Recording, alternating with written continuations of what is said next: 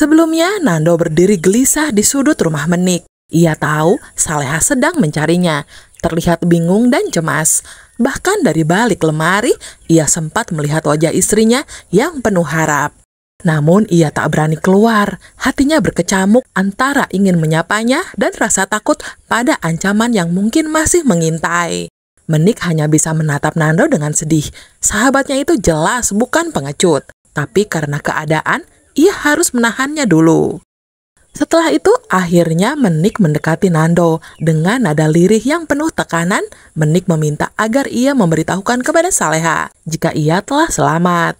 Menik paham betapa berat beban yang dirasakan Nando, tetapi membiarkan Saleha dalam ketidakpastian hanya akan memperparah luka mereka. Dalam hatinya, Menik juga menyimpan amarah terhadap Aryo, pria licik yang berusaha membuat hubungan Nando dan Saleha menjadi retak. Namun ia memilih fokus pada Nando terlebih dulu. Malam itu tak perlu menunggu lama, Nando akhirnya menguatkan hati. Ia tak ingin membiarkan Saleha terus menangis karena dirinya. Begitu ia melihat Saleha keluar dari rumah Menik, langkahnya terasa ringan namun tegas. Dengan cepat ia menyusul istrinya dan menarik tangannya.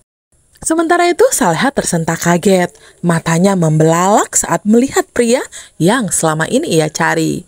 Nando dengan suara parau menceritakan semuanya. Bagaimana ia berhasil keluar dari danau, diselamatkan oleh penduduk setempat, hingga ia memutuskan bersembunyi di rumah Menik untuk menyusun rencana melawan Aryo. Setiap kata yang ia ucapkan membawa kelegaan sekaligus rasa haru bagi Saleha. Namun Saleha masih ragu. Ia menatap pria di hadapannya dengan penuh kehati-hatian.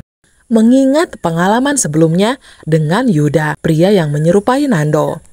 Keraguan itu sirna ketika Menik muncul, meyakinkan Saleha bahwa pria itu benar suaminya. Tangis bahagia pecah. Saleha tak lagi menahan dirinya dan langsung memeluk Nando erat. Keduanya saling bersyukur karena akhirnya dipertemukan kembali. Namun mereka tahu perjuangan belum selesai.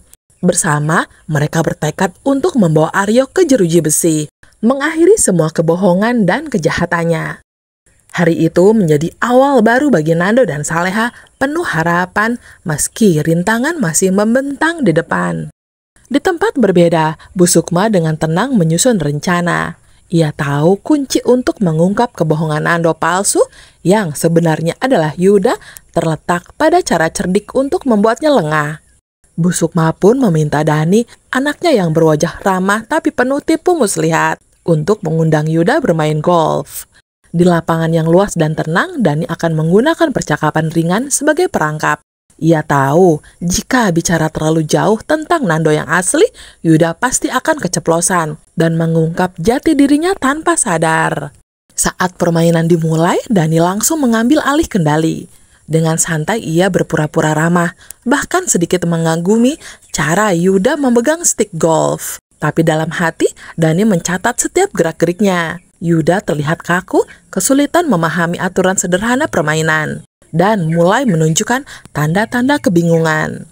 Dani sengaja memberinya kesempatan untuk salah langkah, bahkan menantangnya dengan teknik yang lebih rumit. Saat Yuda terlihat panik, Dani tahu ia telah menangkap basah seorang penipu yang terlalu percaya diri. Senyuman tipis Dani tak pernah pudar, bahkan saat Yuda mulai gelisah dan kesal.